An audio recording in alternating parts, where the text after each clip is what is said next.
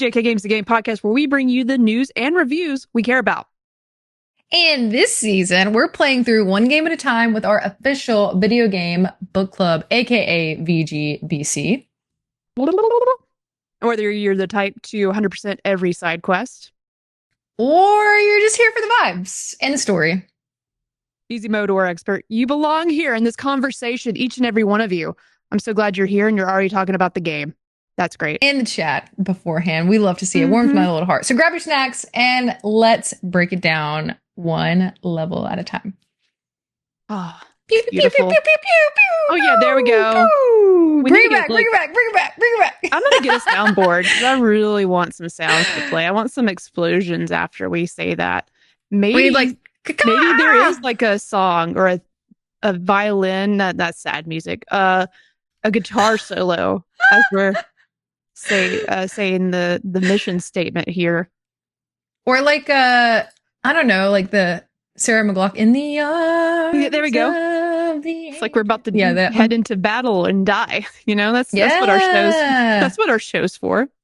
Exactly. But for the first time ever, I could be a little louder and Kayla a little quieter. Hold on. Wow. Oh wait, I have that backwards. That's normally what it is. I was gonna say that's normal. I'm always the loud one. Okay. I should be a little bit louder. I should be a little more balanced. Just in general, too. It's very true. If you're in the room with us, for sure. That's so funny. Heroic Edgar said, is this an announcement that JK is leaving Dido? You heard it here first, folks. I'm just kidding. It's here. Cat's out of the bag. We're packing up shop and we're moving into... I don't know. Something else, I guess. There's nothing that came in my brain. I was going to say something funny, but no, we're not actually leaving. It's just us doing something else. We're just getting started, folks. And that actually leads us perfectly into our housekeeping, our loadout. I wanted to make a joke, like Zelda-related joke, and all I could think of is we're going to hide under this mushroom, and that's literally all I had. So maybe the show will get a little bit... The humor will evolve as we get going here. Sky's the limit. Start to play more, the skyward's the limit. Good job. Excellent. I know what I'm talking about, for sure. But we're going to do our loadout. We're going to start the episode by welcoming you to, like we mentioned in our intro, our new video game book club. Our episodes typically are laid out into easy mode, normal mode, and expert mode, which we still will be doing in this new iteration of our show. We will still be bringing you if we have something that we've been playing other than our book club game of the month or whatever it may be. Sometimes it'll be more than a month. Sometimes it'll be less. Whatever our current game is, we'll be talking about that there. We also will have our normal mode where we kind of dig into if we have any news that we love, if there's anything that stands out that you don't get over on Spotlight Games, which is on Tuesdays tomorrow, where they primarily are going to be covering news, under our Dido network that you might have heard us mention earlier. We have a lot of different shows that we partner with that you can go for all sorts of different things that you can find, on dropindropoutpod.com. As well as our website. You can also go to find some of the merch you see here, if you're watching visually, that we're wearing. And just to kind of plug something in the future, you might be able to see some exclusive video game book club merch in the future. It'll be limited. I love making merch for something that just started. You know, you don't even know what it is, and you're going to love it. We know you're going to love it. And I was like, I have an idea for design. And this is going to look really cool if you're like into like retro games and us. It's going to be that's kind of the design that we were going for with French Dip Design, who has done all of our logos and things. You should definitely check him out on socials as well. That was kind of like the vibe. It's like we wanted like retro gaming, like 90s almost kind of style. And it looks so good. And Jerica has done a lot of cool stuff with it too. So it's sort of like false advertising though. Some people might come to this like, ooh, they play old games. And, you know, maybe some of them, but not all of them. Which we might be showing some of the retro aspects of Zelda later today. You're right. Actually. You're right. So we'll stay true to the branding here. Yeah, we actually will today. But yeah, so that's kind of what to expect from us. At the end of the episode, we're going to be talking about, this is kind of like our intro to the game, and we'll do this kind of episode for every game we choose moving forward. So we're going to talk about our first impressions. No really spoilers aside from like, we're going to be talking about mechanics and like the maps, like sort of like Listen, the gameplay I don't mechanics. know when we're going to get to spoilers because I'm like 30 plus hours because I've started this game already. Yeah. I can't really tell you what's going on. Spoiler alert. I can't really tell you what's happening. I actually don't know how many hours I am. I need to check that. Well, on my Switch that I have right here. I'll check it later while you're talking. She's got it with her, ready to go. She can game right now. Yeah, we can game. But to finish up our loadout, our housekeeping, follow us on all platforms, JK Games Podcast, to be alerted when we're going live, what the checkpoints are going to be for the next week. So we have those at the end. We'll be talking about some things because we would love, the whole point of this reiteration of our podcast is we want you to play with us, play alongside us, revisit an old favorite, play a new game that came out. That's the goal, is to be able to do it together and talk about it together. If you've already finished the game and you just want to reflect on the past, that is also totally fine. But I am really excited to talk about it with Jerica every Monday on Twitch and on podcast platforms, 9 p.m. EST, 8 p.m. Central. But that's a little bit of our loadout. Jerica, let's jump into our easy mode. Do you have any games you want to talk about other than this? If not, let's just talk about your first impressions and what we think so far. Only other thing I've been playing is Death Stranding, and literally I'm just going back and building roads and stuff. So I finally pried my little grubby fingers off the PlayStation controller and picked up the Switch. What are we calling the new Switch 2? They're not Joy-Cons anymore. Are they still called Joy-Cons? I think they're Joy-Cons. Yeah. Cool. I'm pretty sure. I finally put my hands on those things. And I actually take that back. I'm lying. I guess I'm still using my Pro controller. It's so nice. This has been epic. You know, I played a little bit on the couch and stuff, but I love using this controller. I got the Switch hooked up to my monitor now, so it is like an official console setup now. And having done that, I am getting my groove back with Tears of the Kingdom, and I did not restart. I thought I was going to restart. Okay. For a second there. Because I was like, oh man, I don't remember how to play this game. What was the question again?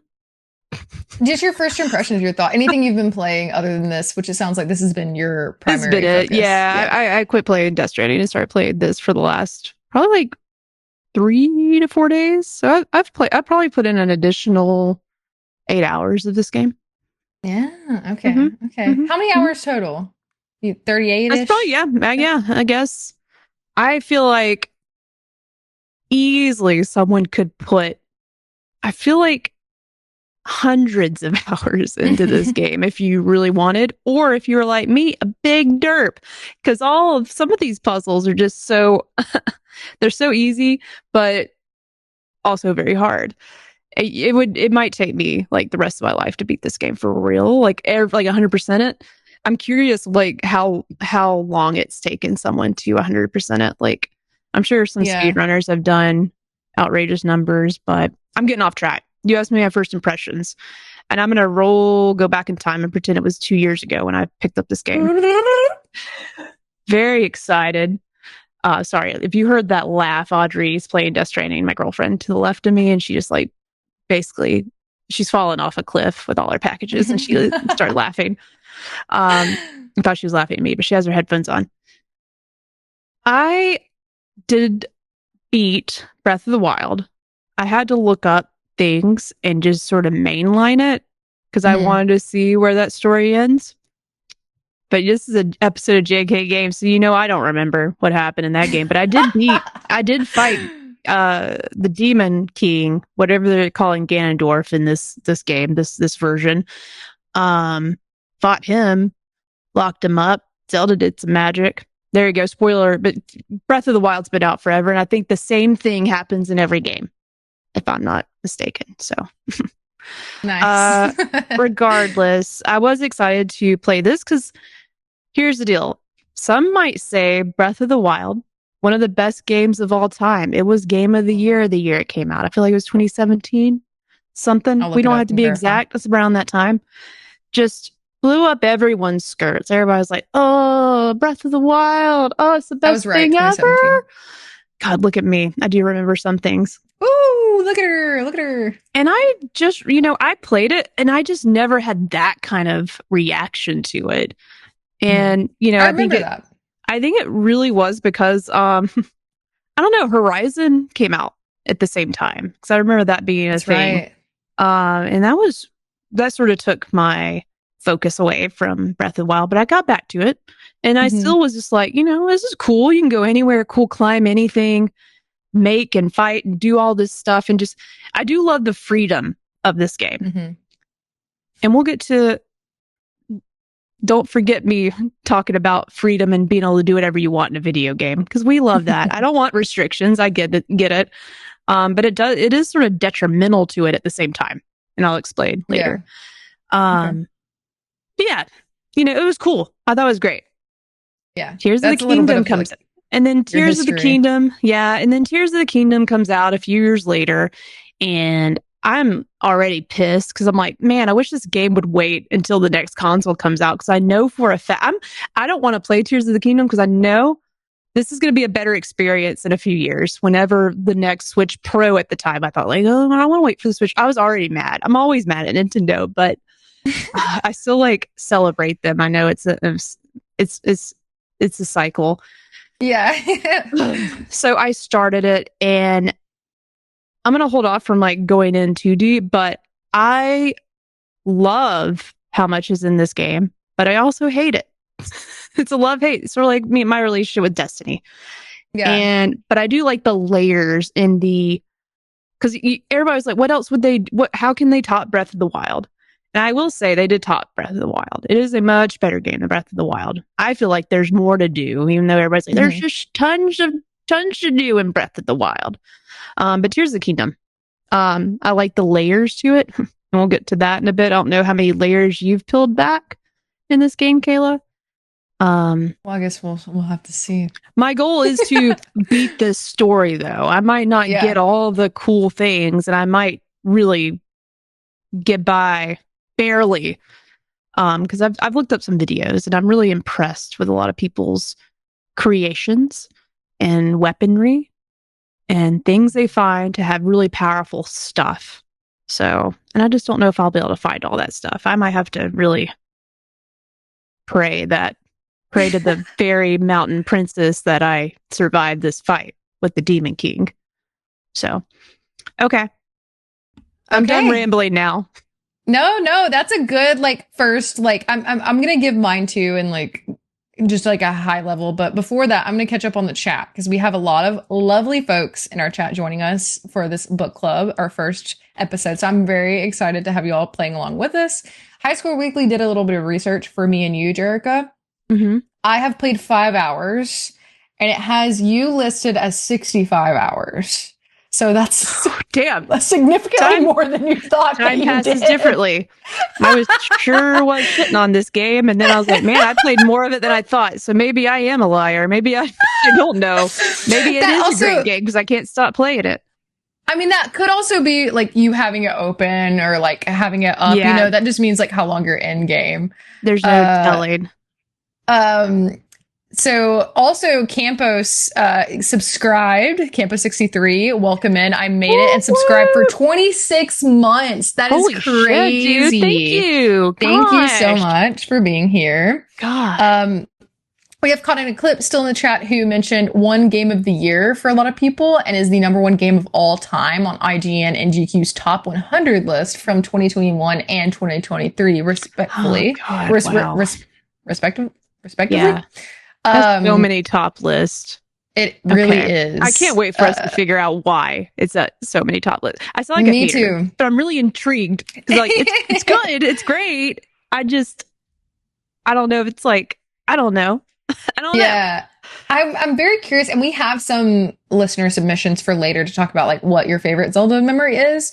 I will also mention really quick before I move on that Turok Forever, who was in the chat, mentioned in our Discord, which you should go join, that they played for 345 hours. Okay. They're starting to answer a question I had earlier. Like, I feel like you could put hundreds of hours into this game. Yes. Yeah. You get your money's worth. I will give it that. For sure. Yes. And then Rabbit128, shout out for the sub. Thank you so much. And said Jake approached me outside the show, mentioned the book club, and then said he had a recommendation of his own. It started with them in Washington State. Mario was starting as a new student. What? When Sonic first was becoming interested. What is happening? I'm very confused. Oh, this is like a book. I see. I just envisioned, I don't even know. I don't know what Rabbit looks like, but I just imagined a man that looks like a rabbit humanoid meeting Jake outside of Books A Million for some reason, like in real life. And he's like telling him about a game.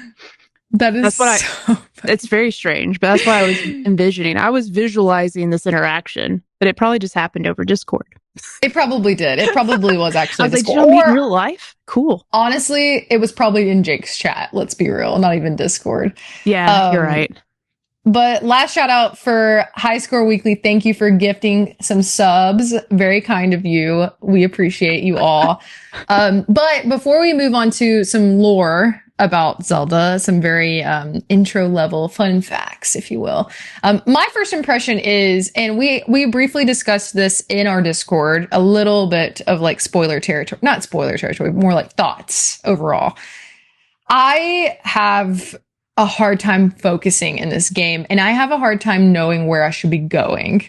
And we'll discuss kind of like the way that Jerica and I both approach games. And I am definitely typically more of a mainline girly that is kind of like approaching it in a way that's like the beginning and the end and like along the way. And I know that's not traditionally like what Zelda games are, or at least the later iterations like Breath of the Wild and Tears of the Kingdom. So that has kind of impacted my experience. Not that I've had a bad time and that I'm not enjoying myself, because I am. Like, it's so beautiful. It's really immersive. I think like it's very much like a chill game, and I really enjoy like just like walking around and seeing the scenery. But in the back of my mind, just the way that like my personal gamer brain is wired, I'm like, where do I need to be? Like, where do I need to go? But the answer to that is, it depends. It can be like multiple different things. So yeah, that's like my overall like high level first impressions of like the game as a whole. And we'll get into our personal history in a little bit, but this is my first ever Zelda experience, which is kind of cool. I'm very excited to be doing it with you guys and with Jerica. Jerica and I have never like played through a game together, so that's really fun. And then shout out to Game Over Cholo. I forgot to mention welcome to the chat and thank you for the sub. Yeah. Oh, Betty's got to get her groove on. There's been more than 5 subs in here. We got to figure out a Zelda version. What's a dance? Hold on. I'm going to look it up because I want to perfect something. Is there in chat, if y'all know of any kind of dance that a character does, hit me up and just make sure, it's appropriate for Twitch. Oh, yeah. Does it violate TOS? I feel like these people in Hyrule get a little... Was it drop down and get your eagle on, girl? Like, or drop down and get your... What's the bird people in this game? The dance from the Twilight Princess Mart. Twilight Princess March? Yeah, or the Goron dance from Ocarina. That was another recommendation. High Score Weekly sent a link in the chat. Oh, perfect. Thank you. I appreciate that. Okay, I'm going to see this dance. It's going to be this one because I can just quickly get to it. You know what would be funny is if while you're dancing, I go ahead and start on the lore. I think that would be really great. Okay, all right, I'm ready. I'm just going to watch Link do this while you kick that off. I will not have my headphones in for like 30 seconds. Okay, great. Thank you, Jerica, for preparing this moment. Wow. Okay. All right. So, from a Zelda noob, and from what I've gathered, The Legend of Zelda, a long-standing franchise, as you all know, created by Japanese game designers Shigeru Miyamoto. I'm crouched. Oh, yeah. I'm sorry, Caitlin. You're trying to talk. Oh, no. I can't do it. I can't.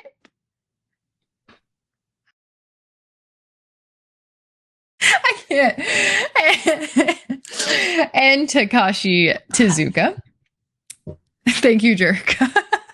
She's not got her headphones in yet. Tezuka, who originally created the story and setting elements, drew inspiration from fantasy books such as J.R. Tolkien's The Lord of the Rings, J.R. Tolkien's. Did you know that, Jerica? That's where some of the inspiration came for the story and the setting? I didn't know that, but I also not surprised. Because this franchise is old. It is. It's been around a long time. It sure has. Yeah. FYI, that was the Majora's Mask dance of some sort, whatever that dance was. And at some point, they were on their knees, and I didn't want to do that because that hurts. And you wouldn't be able to see that anyways. But I would have. But you wouldn't be able to see. They're a little fragile these days, you know what I mean? Yeah. Okay. But I was just giving a broad overview of the inspiration, the creators, the franchise. But overall, the gameplay of Legend of Zelda games feature a mix of puzzles, action, adventure, and exploration. These elements have remained constant throughout the series, with refinements and additions with each new game. Jerica, do you have some footage of the first Zelda game that we can pop up here? Yes, I do. Wow. I do. And then also let us know in the chat, did you play the original Legend of Zelda game, aptly named The Legend of Zelda, which released in Japan in 1986, but North America in 1987 on the NES. I personally wanted to do some research myself because I'm unfamiliar with the franchise as a whole, besides like what I've seen people play like over time. I know our homie Jake Twitchin is actually streaming it right now. I don't know if like actually right now, but he's been like doing a series where he's been playing it. So if you want to watch like a full playthrough, definitely check his stuff out. But yeah, so clearly a huge jump in gameplay between what you see right now on the screen and what we have today with Tears of the Kingdom and in Breath of the Wild as well. But I found it really nice to kind of like look through, and obviously the music is incredible, very nostalgic. And then we also have some fun facts here. So, Jerica, how many games do you think off the top of your head are in the Legend of Zelda series franchise? Well, I feel like we played this game with Patrick, and he was like, how many Zelda games? There's like Jake and Patrick talking about like, oh, who can name more Zelda games? And I feel like it's in the double digits. Like, I feel like we're probably in the 40s. Could be more. Good guess. Let me guess. Okay. 56. No. Damn it. But it's okay. You're close. You were actually closer with your first guess. But there are 29 core games. Really overshot it. In the series. So including original titles, ports, remakes, and collections. That number does not include spin-offs.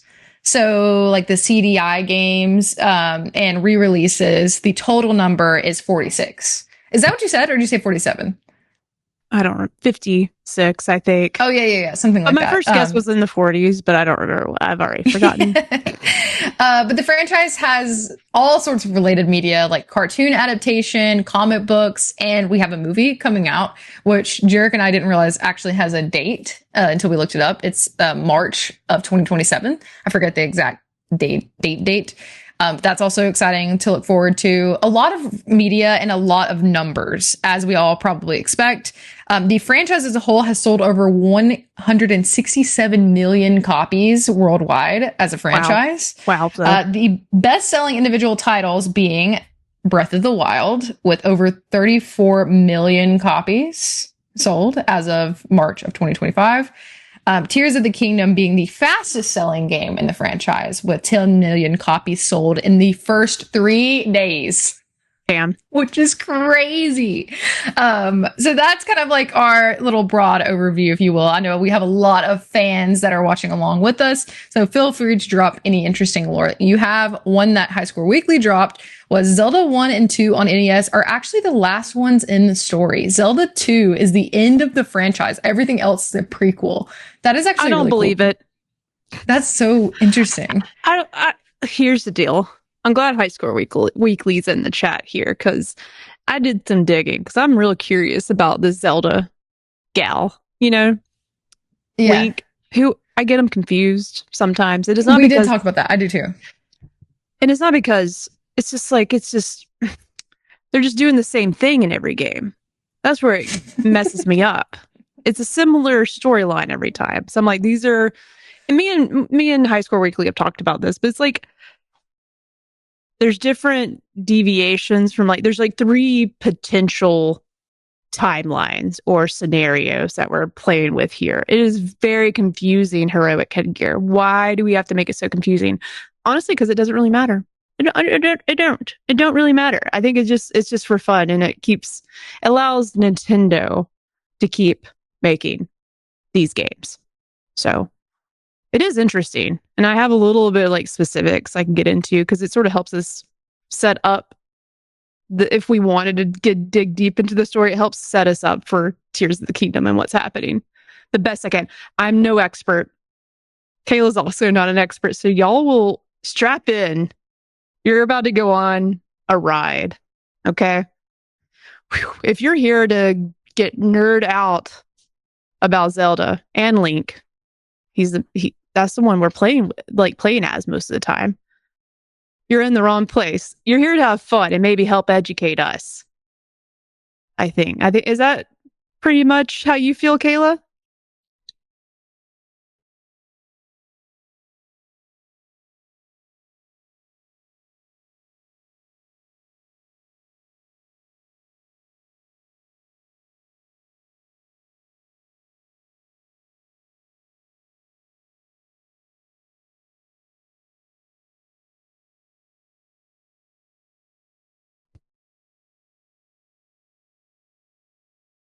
Okay, I was silent because I was like, oh, my mic or my audio is not working, but it is Kayla. I can't hear her either. I haven't heard a word she just said. And I was like, I'm going to be silent and not interrupt what she's saying and trying to join back. Because I think usually it's always on my end. I'm like, I can't hear her, but I hope the rest of the world can. Okay, none of us can. Hang tight. Oh, can you hear me? Yes. Yo, I definitely just held my breath. And I was like, oh no, what's breaking on my computer now? Let me get back to this. Okay, Kayla, would you mind, for me and the chat, what were you saying? Yes, I'm so glad that you asked. I don't remember all that I said, except that I do agree with you. We're here to learn together. We're here to tell you about what our thoughts are as people who, I know Jerica did start the game, but I have never played. So I thought it's definitely gonna be fun to do this together. So Jerica, do you want to take us away on a little bit more prep for this episode? Let's do a little bit. Let's go into our normal mode, if you will. Let's get into this is for where you start leveling up, gamers, because we're about to educate you the best I can. So I did a little research again, and I've bbeen told multiple times by High Score Weekly what's going on in the Zeldaverse, and I don't remember anything because it's not only do I have a horrible memory, this storyline stuff is very complicated. But it's interesting, and I'm curious to what the chat, if y'all have any comments about this. This is very broad stroke. I put in here in the notes, what is a Zelda? I started there. What is a Zelda? Well, that's the princess in all the games, and always really, it's not the one you play as. You're Link, which I always thought was interesting that in the older games, you could give Link another name, which I thought was curious. Oh, I didn't know that. That is interesting. I don't know if that has anything to do with any lore or anything, or you just want it the characters to talk to you instead of Link. Yeah, which I thought was interesting. But I've always named the character Link because that's who the character is. Right. But that's the Zelda's this princess that's working in the background and always telling us in the latest game, Tears of the Kingdom and Breath of the Wild, the blood moon, Link, it rises, the blood moon, the blood moon. And she's magical and really, I think, saves the day most of the time. I mean, Link's helping. They're definitely partners in time. You like what I did there? I wrote that in there. That was good. That was good. Stuff happening. Multiple timelines. What's the word where, is it not, you come back as the same person or reincarnation? Reincarnated. Is it that? I think some of that's happening from what I was reading. That's definitely not a fact. That's just what I've gathered. But yeah, most Zelda games are connected in a weird multiple timeline. They have 3 branches. Right. These timelines, there's 3 different types of branches. Triforce. I know about that. Probably because of that. Makes sense why there's 3 now. Different, versions of Link and Zelda. Breath of the Wild, Tears of the Kingdom. Technically, this is where the games sort of the games deviate from like the normal timeline, and they're set way after all of that other stuff, like way after in the future, I would assume. And they sort of took the opportunity to do a soft reboot with Breath of the Wild. And it was sort of a good idea. I think that was a smart move just because, like, if they're going to make an open world, go wherever you want, the best Zelda game of all time, why not do, like, reboot the story a little bit? So from what I can tell, this is, like, the baseline now. This is, like, I assume this is, like, the new start to a new journey sort of deal, right? Will the next game continue this situation? I don't know. But it is interesting. There are 3 different timelines, Kayla. Did you know that? There's 3 scenarios, or like basically, if this isn't written down, so this is what I remember. It's like if Zelda was a kid, Wind Waker situation, did Ganondorf win? And then there's one other scenario, like somebody messed up. It's like, if this, then that, if this and that, and if it's this, then that. I find that very interesting. Yeah. And I don't know why that happens. Why are there 3? But you might have said it. The Triforce might have something to do with these multiple timelines, I think. That's what I'm gathering. Maybe we'll learn more as we continue, because I will be honest, as someone who, I'm stepping into this world for the first time, I will say, like, knowing none of this ahead of time, or really none of the, like, previous games, playing Tears of the Kingdom, like, fresh as my first experience, there's not a lot so far of background of what's going on. We do get the prologue, which we'll talk about, but I will say, like, it's not necessarily negatively affecting my experience, not, from what I can tell, not knowing the background per se, because a lot of the games don't have, like, remakes or re-releases. A lot do. But I wouldn't have necessarily had time to, like, go back in time and replay all of these. But for you, Jerica, I don't know if you maybe have this later, but to share with the audience, like, what has your experience been so far? I know you do know some of the lore. Do you have any other experience with other Zelda games besides Breath of the Wild and Tears of the Kingdom so far? Yeah, and I honestly, it isn't. Everything I say makes me sound like I'm a hater of this game, and I'm truly not. Like, I do think it's, like, revolutionary, some things they've done. Like, the game's so simple, but it's so simple, but there's so much there. Like, it's pretty wild that you can, like, hop into Tears of the Kingdom, look out and see, like, vastness, and, like, you see places, but it's not, like, flooded with like, forts that you have to go raid. Like, there's enemies around, but it's not, like, overwhelmingly just big open world game where there's a lot of clutter. It's open, it's gorgeous, but even with it being so open and sort of not empty, but it has just enough. And there's just so many layers. Like, now you're going with Tears of the Kingdom, you're in the sky. And then I didn't even know, I was actually pleasantly surprised and, like, truly had no idea that there was an underground world either. Sorry, you now might know this too, but it was just bound to happen. I'm in caves, so I mean, Listen, this game has 3 worlds, and they're of equal size. Like, because it's the sky. It's as simple as that. It is the sky, and it encompasses the whole area, the whole map. And then you got the ground. You got Hyrule, planet Earth, wherever we're at. And then you got inside the crust of the planet, and it is vast. So you got, like, 3 games in one. So at first glance, you're like, okay, this game's pretty. There's a lot here, but not, like, overwhelmingly.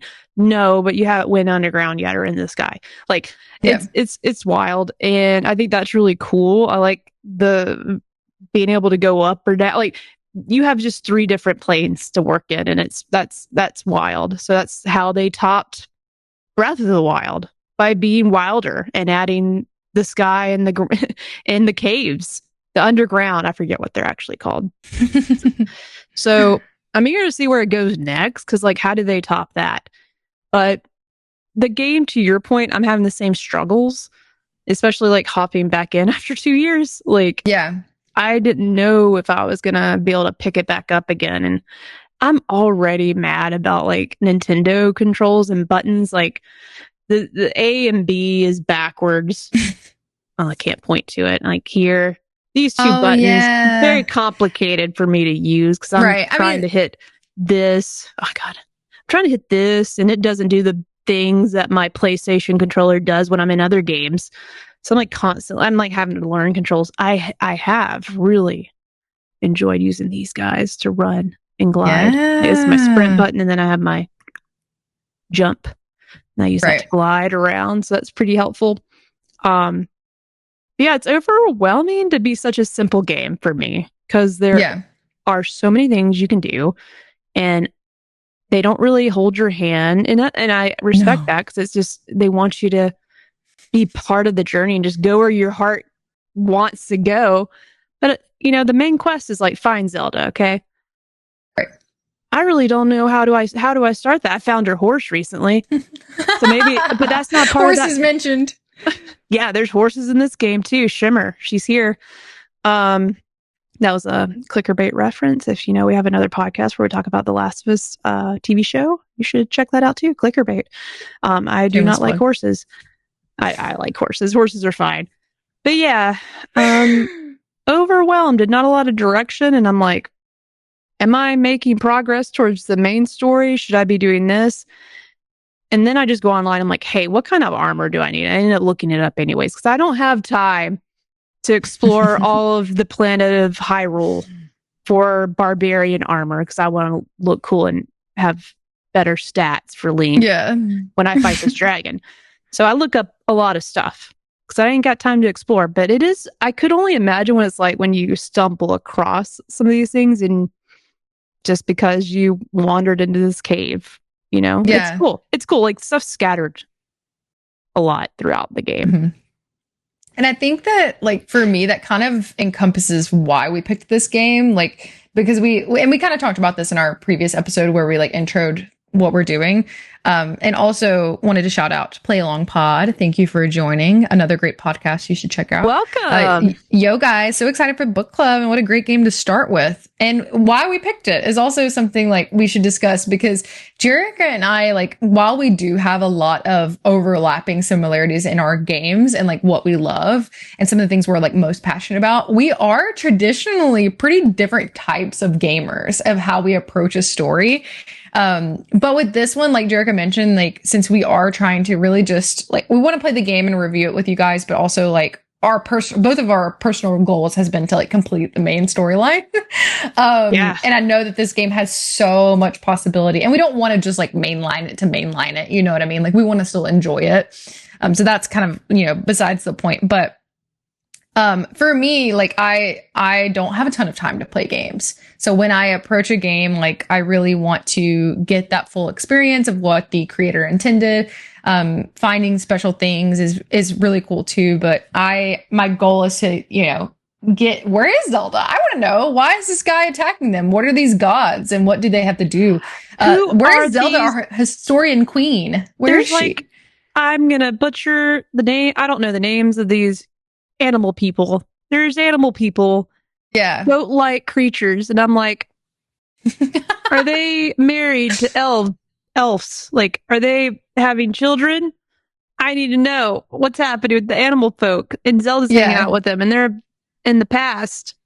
After you drink find the dragon's tears, you get. Did you find any dragon tears, Kayla? No, I haven't yet. Okay, no. You don't know what any of that means. Perfect. That'll be for next week. You gotta find a dragon tear pond. We have some checkpoints to go over for next week. But in short, this game I think is a really cool overlap of like a lot of our interest.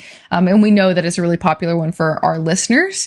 So I think, again, a great opportunity for us to discuss. One of the best games of all time, Kayla. That's what we're playing. And I think more than ever, though, we are aligned as equal players here. Even though I've had more time with the game, I think me and you, other than like I've obviously love Wind Waker, and I've played a lot of Zelda games. There's not a lot of Zelda games I've beaten. So we're in the same playing field here. Like this Zelda game is different than any of the other ones, in my opinion. Okay. Well, that's good for me to know, especially as someone who hasn't played them. What was your first Zelda game, Jerica? I played Ocarina of Time. I played that when I was a kid. Yeah, I got down, and then Majora's Mask, which I actually almost got to the end of, but I wasn't too young, but the moon scared me a lot, and I don't like having time limits put on me. Like if I have 3 days and that's like a few hours, I don't like being timed, especially when a video game puts up a timer, get real freaked out. I like a timer. I hate it. Like and then like in Ocarina of Majora's Mask, there's this moon, like creepy moon that's just following towards the planet and will kill you if you don't figure out how to stop it in time. It's like that the saying where it's like, if there's a snail that is chasing you for your whole life, what is it? Like you can get like $1 million but there's a snail chasing you for your whole life and you never know, like if it touches you, you die. Have you ever heard that saying? Oh my God, that would be terrible. Majora's Mask, basically. But yeah, Majora's Mask is an incredible game. I love Majora's Mask. Game Over Cholo said, oh, we should place bets. I love this. This is so fun. What are we betting on? Game Over Cholo said, I fully believe Kayla rolls credits first. I got a head start, but I'm not going to say what I'm thinking. You might be right. I'm just have ADHD and I keep getting distracted by all the things. It's almost the reason why I didn't beat Death Stranding before I had to go hop on Kind of Funny to talk about it. Yeah. I'm distracted. I think that and yes, Play Along Pod asked as a clarification, yes, this is our first time playing through the game. But we know a lot of you guys are playing along with us or revisiting a game that you've previously played. But yeah, it's our first time. Help us, please. Help us beat it. Help us find Zelda. Heroic Hegger corrected me. It's immortality, but the snail that can't die is always chasing you. And if he touches you, you die. That's right. Yeah, whoa. You live forever unless the snail touches you, which it moves at a snail pace. Yeah, it's a very like interesting like mind game sometimes thing. You have to sleep, and that might be when that snail finally gets you. There's a reference to it in Adventure Time, which is one of my favorite things. But yeah, I think that's probably a good, like, an overview of, like, the history, what made us pick the game, our first experiences, a little bit of the lore that we do know. Do you want to dive in, Jerica, to a little bit more specifics? Should we talk about I won't get off on one of my rambles. I will read the notes that I put here, because I know I've done that a few times. Okay, in case y'all wanted to know, where does Tears of the Kingdom fit into the timeline? In Breath of the Wild, Link wakes up from 100-year slumber with no memory of who he is. Man, that sucks. Hyrule is in ruins after Calamity Ganon took control of ancient machines meant to protect it. Zelda has been holding Ganon at bay in Hyrule Castle this whole time. Link's mission is to regain his strength, free 4 divine beasts. I remember doing some of that. Recover his memories, and ultimately help Zelda defeat Ganon once and for all. And then for me, once again. Gonna do that all over again. But Link doesn't know that. It's his first time. So he thinks. I don't know. Yeah, reincarnation. After restoring balance to the land, spoilers for Breath of the Wild, Zelda and Link set out to rebuild Hyrule, setting the stage for Tears of the Kingdom. If Breath of the Wild was about rediscovery and healing from the past, Tears of the Kingdom is about what comes next, rebuilding and diving even deeper into Hyrule's ancient secrets. So, have you learned any secrets yet, Kayla? No. Okay, yeah. I've learned some secrets, but I don't know what these secrets mean. So I can't wait for those to make sense. I think that is this a good time for us to talk about like where we're at in the story? Like I don't want to spoil anything for anyone, and like I know we want to go alongside each other, but as far as where I'm at, your girl's still at the beginning in the Sky Island area. Beautiful. And I've only been to 3 shrines. I don't know how many there are in this area or what that exactly looks like. The shrine, the idea behind the shrine and the abilities that you get and the powers, I did know about that, like how that worked in theory before trying the game. So I have unlocked 3 powers and been to 3 different shrines. And from what I see, correct me if I'm wrong, you can do these in any order. Am I right? Like you can go to any of these at any time? I think you can do anything, anytime, whenever you want. Yeah, that is the beauty of this game. Yeah.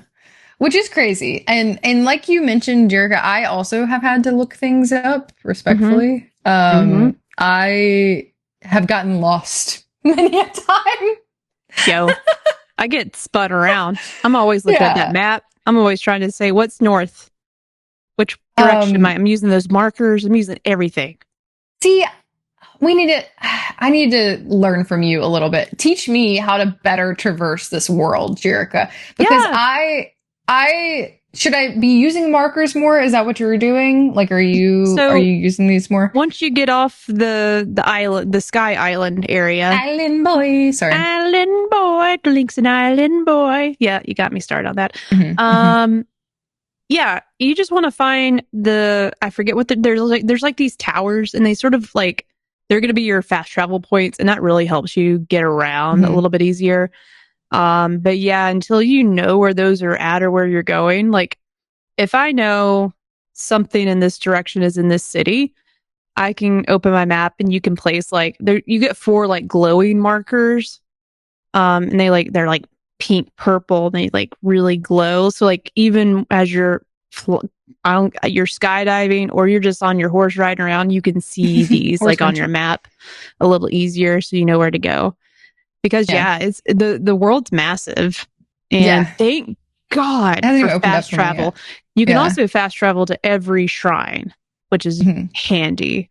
But I like to have the towers unlocked because it sort of gives you a view of the area, and it shoots Link all the way out, and then you can like glide around and get to places a little easier. Go back to the sky stuff if you want to.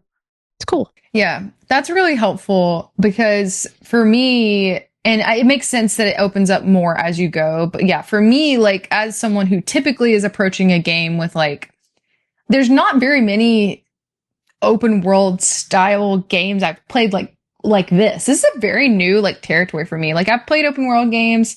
Something that I would say the closest example of like very ambiguous, like you could play the game for 300 hours and never beat it is like Elder Scrolls, like Skyrim. Is something for me that like I technically never beat the main story of Skyrim. This is a good comparison to that. Yeah. So I feel like you could literally do the same thing in this game. Right. But I think that I'm excited to like challenge myself with this. I think that like as I get more familiar and like play it more, I feel like I will better understand like how to traverse, how to get around. I have been frustrated a little bit playing this, and I think like specifically with I feel like Link's a little weak boy right now. I don't know. This man can't hold his breath. No, he can't. He's like you gotta build up that endurance, gotta find those Koroks, and I forget how else. There's some kind of shrines that you can pray to after you do the shrines. After you do the shrines, you can present these things to these other statues, and you get more stamina or health, I think. Okay, yeah. I haven't done that since I picked it back up, but I think I remember that. I definitely need High School Weekly said he's 100 years old. Cut him some slack. That's but you don't know that. Funny. That must suck, though. Know you're that old, and like, why does my knee hurt? I feel like I was just born. Yeah, that's exactly. Poor Link. I mean, he did wake up. Like the lore in which I did get within the game is like obviously you wake up and you've got a metal arm. I feel like that's going to hold you back a little bit. I think that's one of the goat people's arms. And I'm sorry if I call them goat people, but it looks like a claw. It's got claws, Kayla. And that arm can do a lot of magical things. Have you been doing stuff with the arm? Have you been doing the arm stuff? Yes. Do you mean like the powers? Yeah. And I guess like at this point we might be getting into like, if you're not too, this is the point in which I feel like if you are not like playing the game with us, maybe like this is just mechanic things. But do you want me to tell you the powers that I have? Yeah, currently. So I have, and you have your notes, which will help me because I forget exactly what the names of them are. But I do have I have Ultra Hand, I have Fuse, and I just got the one at the Snowy Shrine where you can go. Is it the one where you backwards can levitate? It's the one where you can go up. Go through the roof. I feel like that's like Ascension. I forget the name exactly. Ascension sounds right. There. I think it sounded very dramatic. Yeah, Ascension. He like climbs through that. And I love the sounds he makes. He's like, ugh. I feel like he makes that noise. Maybe I'm making it up in my head. That's good. That's good. He's like fishing up through the roof. That's pretty cool. But that is what I've collected so far as my abilities. I can already see how, as you continue to unlock these abilities, that I feel like it will become less frustrating for me as that happens.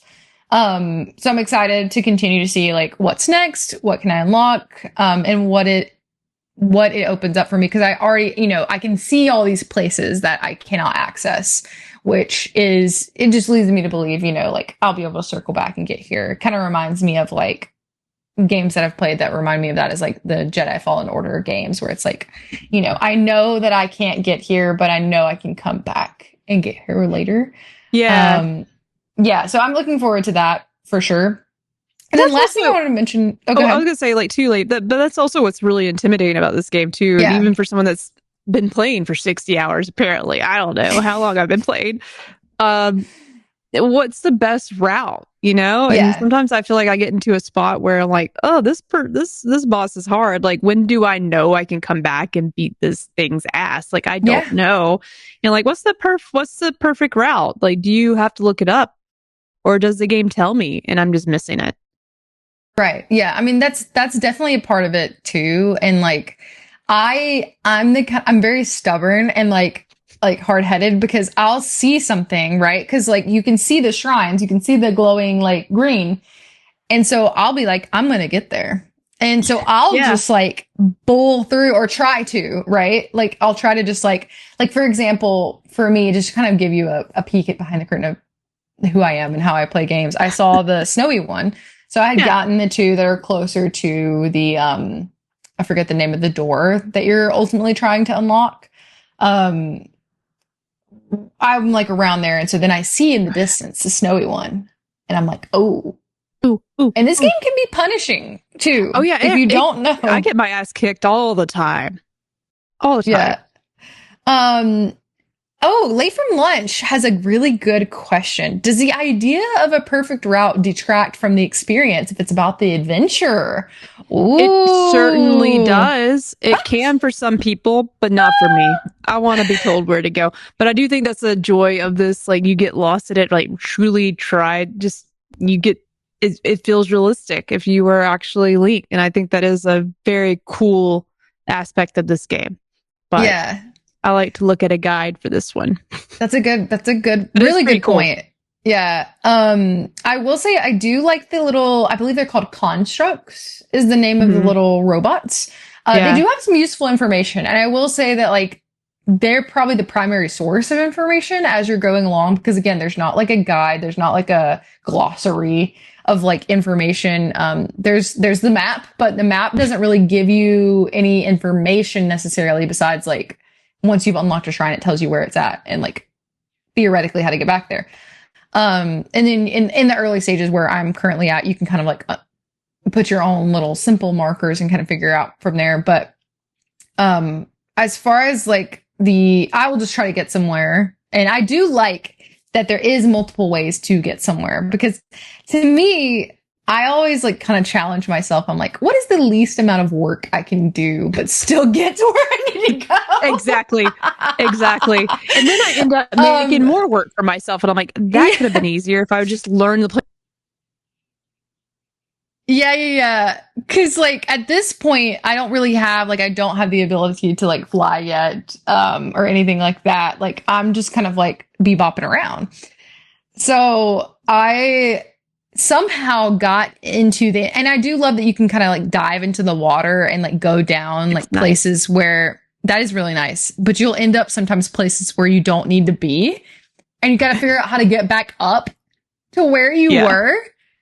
And, you know, I've really enjoyed cooking in the game. I think cooking's fun. I love the sound from cooking. Like, that's from the first game, too. And, like, boing. Yeah. I don't know. I can't do that as well as I thought I could. And, you know, I do love, like, the aspect of, like, you never really know what you're going to get. And I am obsessed with, like, the gotcha aspect of the machine that spits out the Zonai little bubbles. Those are like really fun. Little gadgets that you can put together. And God, that's a whole other game in itself, Kayla. This game's like 50 games in one. It really is. How are we ever going to do this, Jerica? Maybe this is a mistake. I'm so thankful that I waited 2 years later to play this on my Switch too. And I have the Zelda Notes app because I am looking up everyone's inventions and getting those QR codes. You know what I'm saying? Yeah, I need to download that. I actually don't have it. So I definitely need to do that. I haven't even started like actually using like the map feature because like, you know, I was talking about like using your map. Like this is supposed to be very helpful for you, like planning your route and like making sure you notate what you're doing in the world, but it's interactive. Like use this app when you play. So we should both try that out and come back next week with our findings. Yes, very cool. And that's the fun part about this like show that we're doing now is like we'll update you that like when next week when we talk more, like we'll be able to say like, and if you guys have any suggestions, like, oh, you should definitely try this route. You should definitely build this thing. Like you should definitely go talk to this person. I love helping the little Korok dudes with like their friends. I think that's the only like extra thing I've been doing because it makes me so sad when I look at them. And he's like sitting there with this little backpack. He's like, they're so cute. I do enjoy finding them. They're great. And I don't want to leave them, so I like to help them and like get them. I love the little mine cars, as far as the mechanics, and I love the mine cars, and I love the fans. I think those are really fun. I do wish, and maybe I'm doing this wrong, but I do wish there was a way to only, like, if you have multiple fans on an item, to only turn on, like, one of the fans. I feel like you always have to, if you have, like, two, you have to turn both on everything. Yeah, you hit one thing, and it's like, everything's off to the races. So I don't know if that's something that maybe you can control later on in the game, but I haven't discovered that. Yeah. A good point. What about you, Jerica? I know you mentioned that you have been like frustrated a little bit too, and have like, is there anything with the gameplay in particular like that you have had issue with, or like, what about the gameplay like is speaking to you and not speaking to you? I think really it was just me like not having. It's just been so long since I played, and you know, I don't know if it's pretty normal for someone to quit playing Tears of the Kingdom and come back to it and just get back on the horse. Another horse reference. Here I go. But it was a little bit of a learning curve. And obviously, like, the controls are just a little different. It's, like, very different from any other game I've ever played. So, because, like, I'm always hitting the wrong button for my bow and arrow to, like, shoot that. And then I forget, like, oh, I can equip stuff. I can equip there's so many items that you can equip, you can use.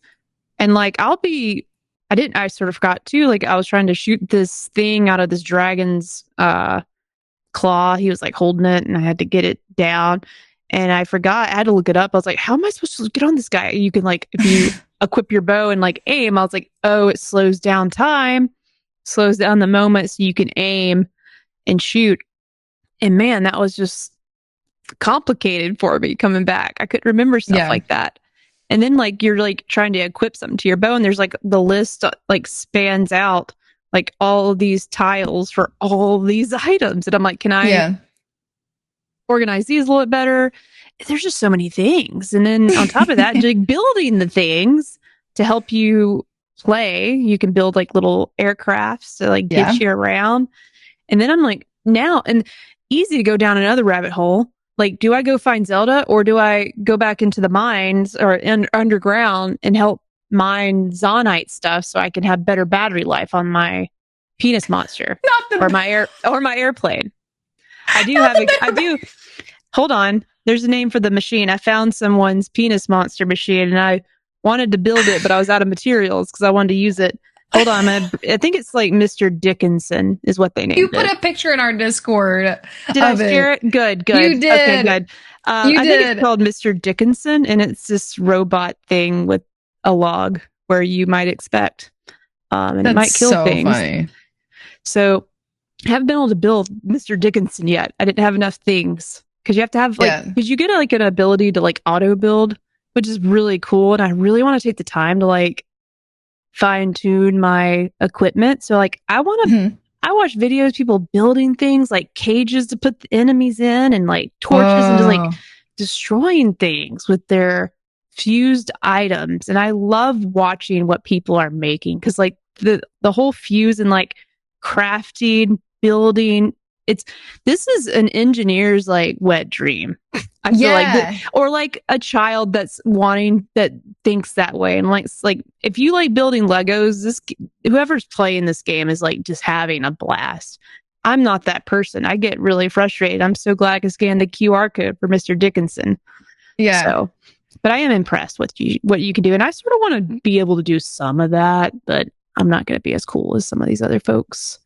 Yeah, I love that you mentioned the thing about engineering because I also have been kind of like baffled at how intricate some of this is. Like in making sure like I can be building something and think it's going to go one way, but like the wind is blowing at a certain degree and it goes the total opposite direction. Yeah. Like it's very in depth and like I think that's very fascinating. But my brain doesn't work like that. So I'll be like, what do you mean it's not going forward?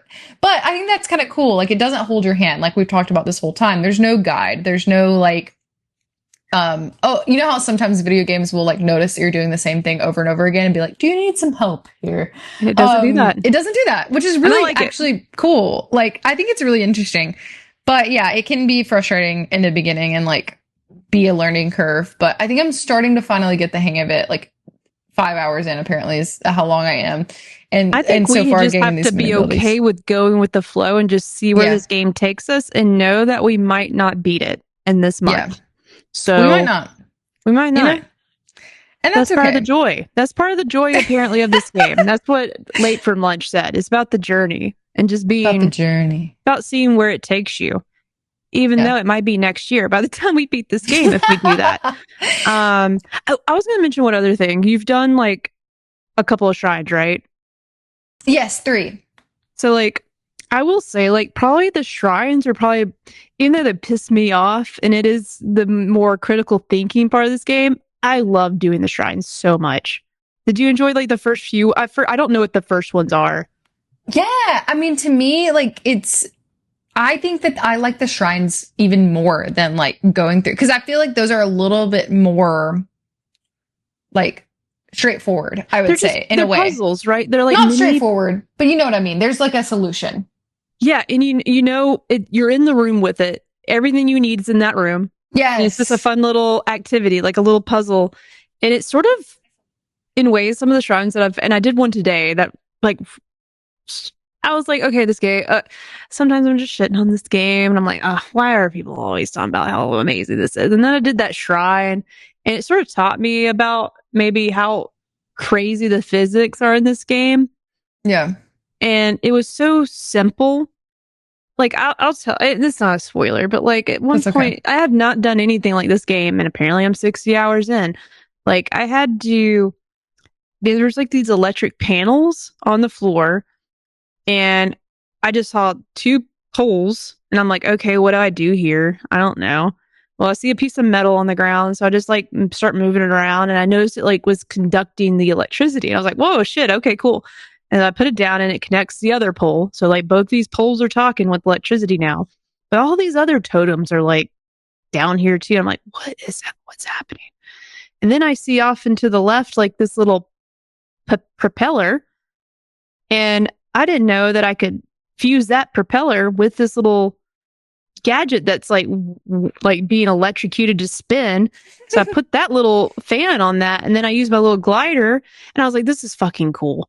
And it just looked, I felt like I had no solutions and then it was so easy and the creativity and the like, I'm sure there's like I know there's like plenty of ways to like solve these puzzles, and then you could do them different ways. Yeah. But it was just sort of fun. I was like, as soon as I was in the room though, I was like, oh shit, this is gonna be one I'm meant to look up, because I'm like, there's nothing in here. How do I figure out anything? Does it kind of remind you of like the Destiny like type stuff? Because I know that you do that a lot in Destiny, right? Where you're kind of like in a room you have to, or like in a level you have to solve. It's always like a feeling of just like, oh my God, there's like not enough information in here. How am I going to figure it out? But just like, but you do eventually. But you do. And it's never as hard as you think. So, and just the creativity with that was really cool. And they ended up putting like a flame little guy on that, and it would start spinning with the flame, and it like lit on the torches. And I'm like, this is fucking cool. All right, Tears of the Kingdom. I guess you're a cool ass game. What else can you teach me? Teach me how to be smarter and figure out how to get out of a room by lighting these coals on fire. I did burn myself too, so maybe gotta learn how to stay out of the fire. So I feel like I'm burning myself all the time. I'm either burning or cold. Or getting struck by lightning, you know? Yeah. Poor Link. All of the above. Getting messed up by all the elements. He's been through a lot. That's for sure. Truly has. Ready for a break. Last thing I will say about like the overall, like the gameplay, like our experience so far, I have noticed that like, I know this is, did we say we're in expert mode? Oh yeah. We've been talking. I think we skipped it. Okay. Hey, we've been in expert mode. So FYI, not that any of y'all cared. I just wanted to elaborate on, we do have expert mode and we're in it. Yes, and this is what you can expect from the geniuses that bring you. Absolutely. But after we beat this game, though, we might just be a whole other podcast. Who knows? I mean, that's the thing that I'm excited about. We're going to continue to evolve and like change as we go through to see what works for us, what doesn't. But I know that Tears of the Kingdom obviously is the latest iteration of the franchise, but I can see and kind of tell that there's a lot of inspiration that other games have taken from this franchise. Absolutely. For sure. Like, especially when it comes to like the shrines, the like the different traversal elements. Like it feels nostalgic almost. Does that make sense? Like, no, even though I have no nostalgia tied to it. Yeah. Like it's hard to I can't put my finger on it. And I hope after my time with it some more, because like I haven't played a whole lot of it since I played a lot 2 years ago. It's just been so long. So like I'm excited to see what I think about it this time next week after I put some more hours. Because like that's what I'm gonna do tonight. I'm gonna hop back in just a second and play some more. But no, like it's familiar, but they're just taking what's familiar from like early, like, I mean, Zelda's already like, nostalgic. Playing as Link running around, right?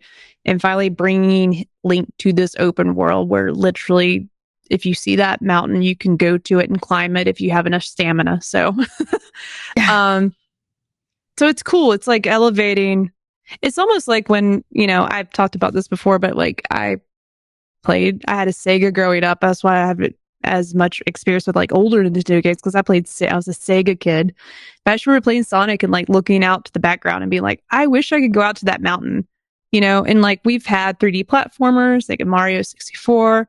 Then I think of like, Ocarina of Time. I know I'm just jumping around, but I'm like using Nintendo, but like open world games have just grown and evolved, but now we have Link in this sandbox and you can go anywhere. So I think that's where the nostalgia comes from. And then I'm just being like, what the hell? This game's the best open world game ever.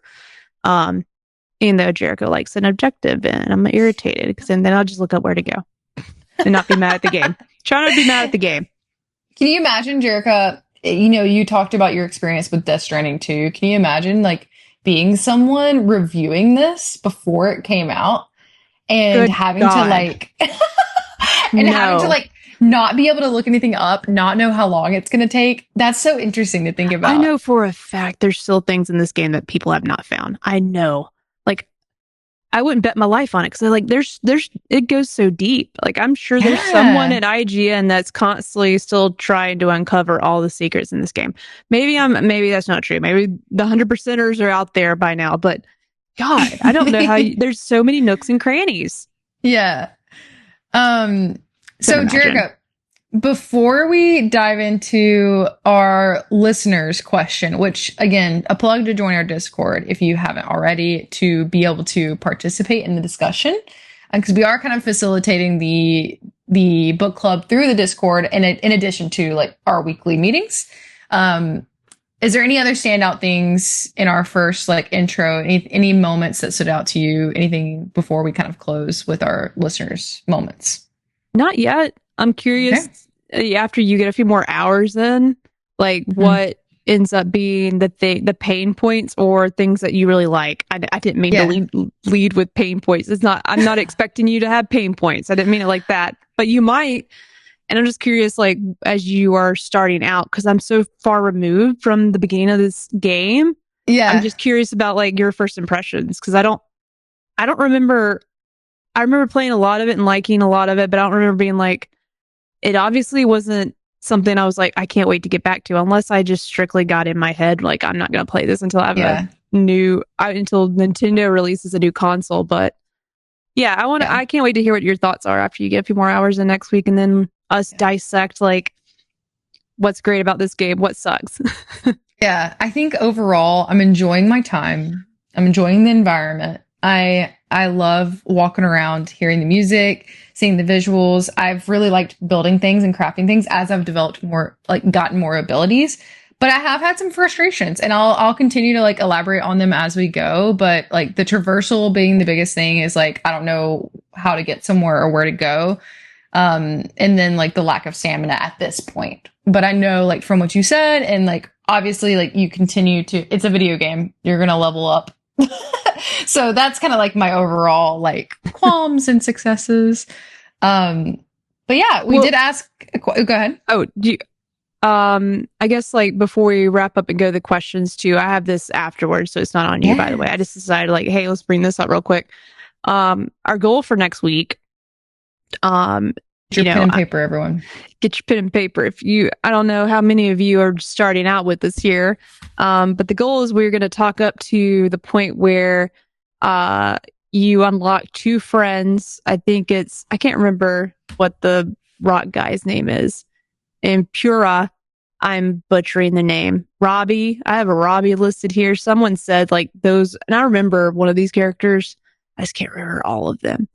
But it is like after you get and activate Lookout Landing Sky Tower. Okay. Lookout Landing. You get the paraglider. And then just like see how many shrines you can do. I think that should be our next check-in point. Okay. All right. For both of us. Perfect time for Jake Twitchin to raid us. Shout out to Jake Twitchin and your 17 raiders. We are doing episode 1 of our video game book club where we're covering Tears of the Kingdom. If you've been watching Jake stream it, welcome to us dissecting it the first time. For real? Is that what he was playing? Yeah. Well, I don't know if he was playing it tonight. Guys, tell us, Jake, what were you playing tonight? What was Jake playing? Yeah. What was he playing? But he has been playing Tears of the Kingdom, Crying Tears. Nice. Yeah. But we're just about to wrap up our first part where we've been talking just like first impressions, traversal. We're basically just starting the game. I'm picking it up after 2 years. Apparently I played 60 hours of this game, and I told Kayla I was like in the 30s, but Nintendo called me out and said, no, you've been 60 hours in this game, girl. And Kayla's never really played a Zelda game, so this is her first. So like, what better? The best one, apparently. Yeah. So this is us talking about Tears of the Kingdom for 4 weeks. So we'll be catching everyone out where the goal is to get to. Kayla needs to get the paraglider and get to the first sky view tower and Lookout Landing. I think that would help her get around the world a little bit easier. Very excited to be able to move around a bit better. And you guys can follow along in the chat on our Discord, and here every week we'll be revisiting. But like Jerica mentioned, those are kind of like the checkpoints. Both of us are determined at this time. Who's going to find Zelda first? Who's going to find her first? Who's going to do it? I don't know. I truly couldn't bet on us. Someone said let there be bets, and they put it on someone who was a Gamer Cholo said you. Yeah. Okay. Gamer Cholo said that he thinks that I'm going to be the one to roll credits first. I don't know if that's true. My history says otherwise. I've only finished 2 games this year. Expedition 33, the fact that you finished that. I did. I think you can do this easy. You can do anything, Kayla. Oh, you can do anything. Jerica. Wow. You can. I'm like that kid. You can do anything. I love that kid. You know the video I'm talking about? Anyways. Yes, you can do anything. You can do anything. I love it. Yeah. We do have a few listener questions that were submitted. Did you want to kick off? You want me to read this first one, or you want me to read it? Oh, you take our dedicated high score weeklies. Listen, I got it. I've been rehearsing this in my head. Like I wanted to make like a Star Wars like the title sequence for his story and everything. We asked the Discord where if you join our Discord, you can get in our special little VIP club and you get to participate and be a part of the show. And we ask a question each week. So this one was what's your favorite memory from any Zelda game, and how does Tears of the Kingdom compare so far? High School Weekly wrote in. This is a backstory. He's setting the stage here. It's November, right? Of course, 23rd, 1998. Anticipation was high for the first 3D entry to the series, Ocarina of Time for N64. It was $89, which is a ton of money at the time in 1998. Yeah, by the way, and now. So he spent all year trying to convince his parents to buy this before Christmas. The day arrives. My mom drives me to the mall. I'm in my Zelda pre-order bonus shirt to pick up my pre-order. I get it in my hands, and my entire day of adventure awaits. And then mom says, "Oh, let's go to the grocery store, or actually, we need to run a few errands." The next few hours were excruciating as I followed her around store to store. My only solace was being able to smell the inside of the box and read the instruction booklet. We leave the mall, and now she has to go to the grocery store to get stuff for dinner. I'm irritated. My day's been wasted by the time I make it home. I run into my room, and honestly, it's so vivid. The memory of turning on the TV, placing the game in my N64, watching the title screen sequence with the piano and him riding up on the horse is a core memory. To this day, title screen still gives him chills. Wow.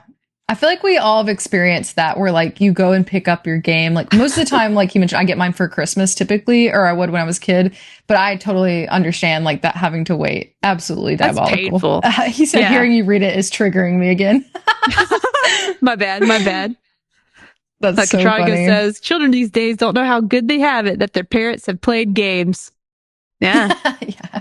That's a really good point. What are we going to get it? See, we would get it, Josh. You would get it for the kids. You would get it. You'd be like, let's just go home. I know how this feels. But see, our parents didn't play games. Decided to go get some stuff for the chicken and dumplings tonight. I don't know.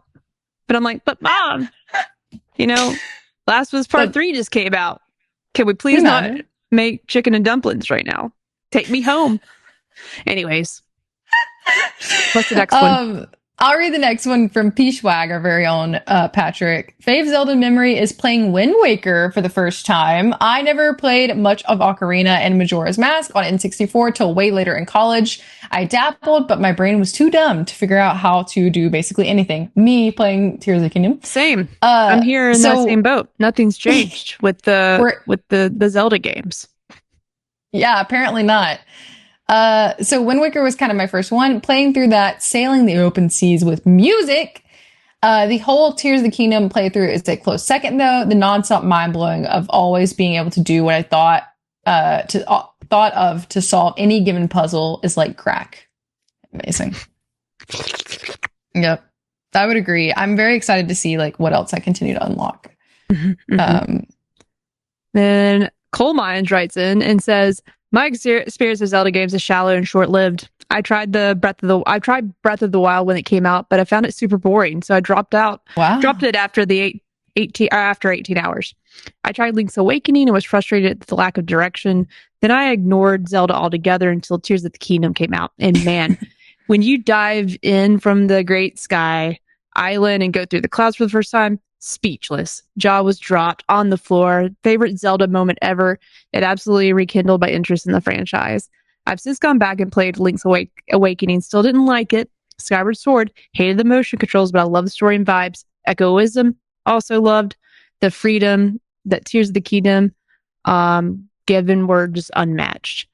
So Ooh. also same in the club, but Breath of the Wild didn't really blow up my skirt. I beat it and had fun, but I was just like, why is everyone freaking out about this game? But Tears of the Kingdom, a little bit different. I agree. I agree. Okay. Last one from Heroic Headgear, who has been in the chat. Mine would be from Twilight Princess. I remember playing through that with my mom when I was 6 and going from giving me literal nightmares. It was the fucking baboon with the ass in the jungle temple. God bless. Yeah. That's funny. I've seen images of that for sure. Yeah. To that game becoming one of my favorite of all time. The whole concept of the Twilight taking over and Link turning into a wolf for certain sections. Yeah. Being such a fun companion. Midna being such a fun companion. And the darker tone to the whole game really stuck with me. I never beat Twilight Princess. I started it. This sounds very interesting to me. It's a cool one. It's one I want to get back to one day. Add it to my list. Whenever they make a remake, potentially. Maybe. And of course, let's never forget Link's crossbow training, which might be Zelda's first standalone DC. I think I sort of vaguely remember that too. That's when that time was when I sort of fell off. Wind Waker was my last big Zelda game I was really dialed into, and I just did not play them at all, really. I played that one just because it was out. I'm like, ooh, new Zelda, but I never stuck with it. Yeah. Well, that's all, folks. I mean, thank you for participating. A very active chat this evening. Thank you again, Jake, for the raid. Lots of good responses. I'm very excited to activate the lookout landing at Skyview Tower, according to Jerry. Let's go. Maybe you talk to Robbie. I guess that's his name. That's what the internet said. Yeah, and if you guys have any things that you want us to try to do, like I mentioned, sound off in the Discord. Thankful for Jerica, honestly, that she's further ahead, so she can kind of be a benchmark. I'm glad I just didn't assume ooh, I'll just derp around a little bit more, play a little bit more Death Stranding, because Kayla's got she's got to catch up with me. So I'm maybe don't play as much now. But no, I'm glad I hopped in when I did, because I'm ooh, I might have to start over. It took me a minute to learn how to get on that horse again. But I'm back. She's back. I'm fusing. I'm cruising. I got Mr. Dickinson, and I'm killing all the enemies with this guy.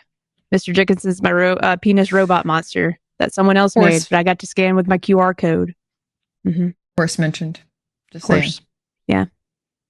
Well, we're excited to continue to play through Tears of the Kingdom with all of you guys this month. Share your progress, your theories, your Cursed Zone Eye builds with us, and we'll see you next week. Yeah, send me your penis monster machines. That sounds real weird. But you know what I mean. Thanks for joining Book Club. Bye. Bye.